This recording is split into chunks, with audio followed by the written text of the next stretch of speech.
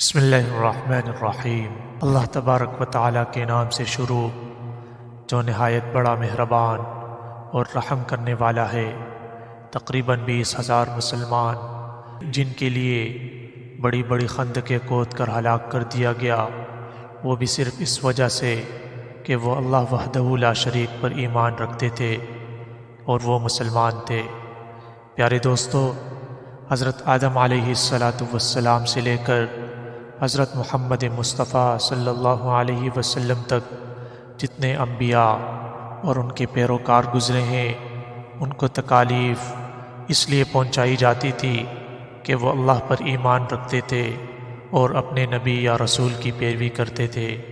آج کی اس خاص ویڈیو میں آپ کو اصحاب اخدود کا واقعہ تفصیل سے بتائیں گے اور پوری حقیقت کھولیں گے کہ جب انسان اللہ کا ہو جاتا ہے تو دوستو اللہ اس کا ہو جاتا ہے اور اللہ اس کی مدد اور نصرت ضرور فرماتا ہے۔ قرآن کریم کی آیت ہے، قتل اصحاب الاخدود النار ذات الوقود اذ هم علیہا قعود وهم علی ما یفعلون بالمؤمنین شہود، کہ خندقوں والے یعنی بہت سے ایندھن کی آگ والے ملعون ہوئے جس وقت وہ لوگ اس کے آس پاس بیٹھے ہوئے تھے اور وہ جو کچھ مسلمانوں کے ساتھ ظلم و ستم کر رہے تھے اس کو دیکھ رہے تھے۔ رسول اللہ صلی اللہ علیہ وسلم کی ایک حدیث جو کہ صحیح مسلم وغیرہ میں منقول ہے، جسے حضرت صہیب رضی اللہ تعالی عنہ نے روایت کیا ہے، وہ کہتے ہیں رسول اللہ صلی اللہ علیہ وسلم نے ارشاد فرمایا، ایک بادشاہ تھا اور اس کے یہاں ایک کاہن اور ایک دوسری روایت کے ساتھ ساحر تھا۔ ایک دن اس نے بادشاہ سے کہا، میں اب بوڑھا ہو چکا ہوں اور مجھے اندیشہ ہے کہ اگر میں مر گیا تو میرا علم منقطع ہو جائے گا، لہٰذا تم میرے لیے کوئی ذہین اور سریع الفہم لڑکا تلاش کرو تاکہ اسے میں اپنا علم سکھا دوں۔ چنانچہ بادشاہ نے اس کی منشا کے مطابق ایک لڑکا تلاش کروا دیا اور اسے حکم دیا کہ وہ شاہی جادوگر کے پاس تعلیم حاصل کرنے کے لیے آیا کرے۔ چنانچہ وہ لڑکا جادوگر کے حکم کے مطابق جادوگر کے پاس آنے جانے لگا۔ چنانچہ جس راستے سے وہ لڑکا ساحر کے پاس آتا، اس راستے میں کسی راہب کی ایک خانقاہ بھی تھی۔ چنانچہ لڑکا جب ساحر کے پاس آتا تو راستے میں اس راہب کے پاس بھی بیٹھ جاتا اور اس سے گفتگو کرتا۔ چنانچہ اس کو ساحر کے پاس پہنچنے میں کچھ دیر لگ جاتی۔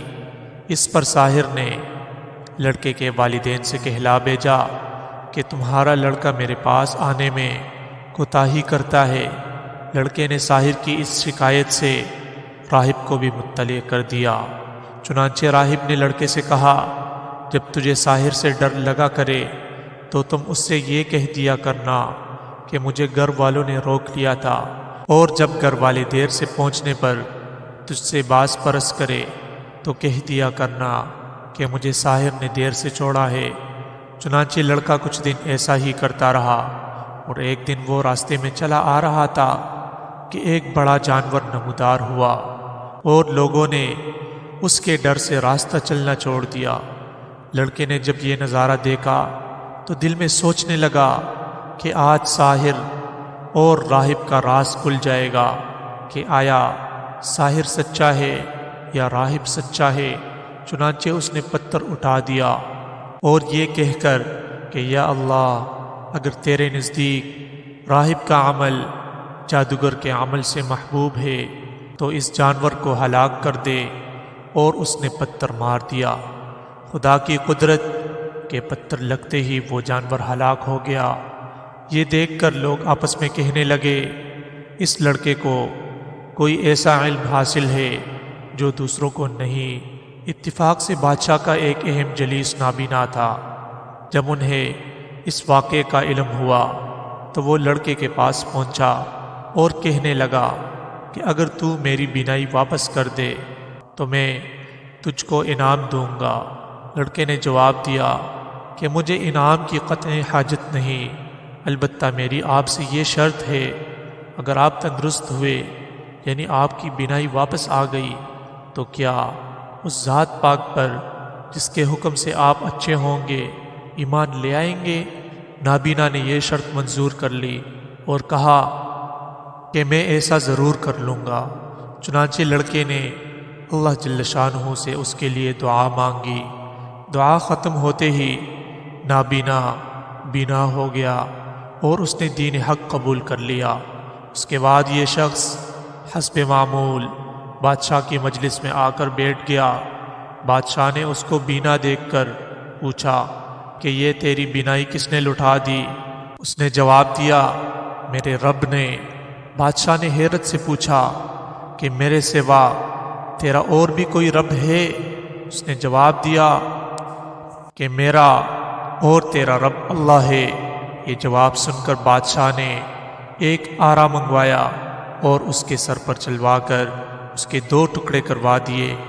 امام ترمذی رحمہ اللہ کی روایت کے مطابق یہ جانور جسے لڑکے نے پتھر سے ہلاک کیا تھا شیر تھا، اور جب اس لڑکے نے راہب کو شیر کے ساتھ اپنے اس واقعہ کی اطلاع دی تو راہب نے کہا، تیری ایک خاص شان ہے اور تو اس وجہ سے آزمائش میں مبتلا ہوگا، مگر خبردار میرا کسی سے کچھ تذکرہ نہ کرنا۔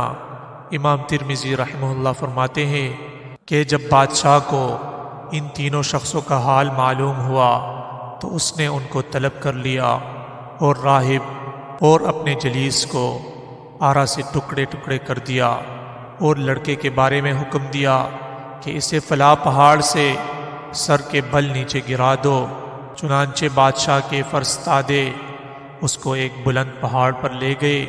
جب وہ اسے گرانے لگے تو لڑکے نے یہ دعا مانگ لی، یا اللہ تو جس طرح چاہے ان کو میری طرف سے کافی ہو جائے۔ چنانچہ یہ کہتے ہی وہ لوگ پہاڑ سے لڑکنے لگے اور صرف لڑکا باقی رہ گیا، اور وہ لڑکا صحیح سلامت بادشاہ کے پاس واپس پہنچا۔ بادشاہ کو تعجب ہوا اور اس نے پوچھا، میرے آدمی کہاں گئے؟ لڑکے نے جواب دیا، اللہ نے میری طرف سے ان کو بھگت لیا ہے۔ اس پر بادشاہ نے حکم دیا کہ اس لڑکے کو لے جا کر سمندر میں ڈبو دو۔ چنانچہ بادشاہ کے آدمیوں نے اس کے حکم کی تعمیل کی اور اس کو لے جا کر سمندر میں دھکا دے دیا، لیکن اللہ جل شانہ نے لڑکے کی بجائے ان لوگوں کو ہی غرق کو آب کر دیا، اور وہ لڑکا پانی پر چلتا ہوا صحیح و سالم باہر نکل آیا اور بادشاہ کے پاس آ کھڑا ہوا۔ بادشاہ لڑکے کو دیکھ کر بہت حیران ہوا۔ آخر لڑکا خود ہی بادشاہ سے مخاطب ہو کر بولا، کیا واقعی آپ کا ارادہ میری جان لینے کا ہے؟ بادشاہ نے ہاں میں جواب دیا۔ اس پر لڑکے نے کہا، تم مجھے ہرگز نہیں مار سکتے، البتہ اگر مجھے مارنا ہی ہے تو اس کی ترکیب یہ ہے کہ مجھے سولی پر چڑھا کر پھر یہ کلمات پڑھ کر ترکش سے ایک تیر مار دینا، بسم اللہ رب ھذا الغلام۔ مگر مارنے سے پہلے تمام لوگوں کو ایک میدان میں جمع کر لینا۔ چنانچہ بادشاہ نے سب لوگوں کو جمع کر کے لڑکے کے ترکش سے ایک تیر نکال کر وہی الفاظ کہہ کر تیر اسے مارا۔ تیر سیدھا لڑکے کے کن پٹی پر جا لگا، جس سے وہ جاں بحق ہوا۔ لڑکے نے اپنا ہاتھ شہید ہوتے وقت اپنی کن پٹی پر رکھ دیا تھا۔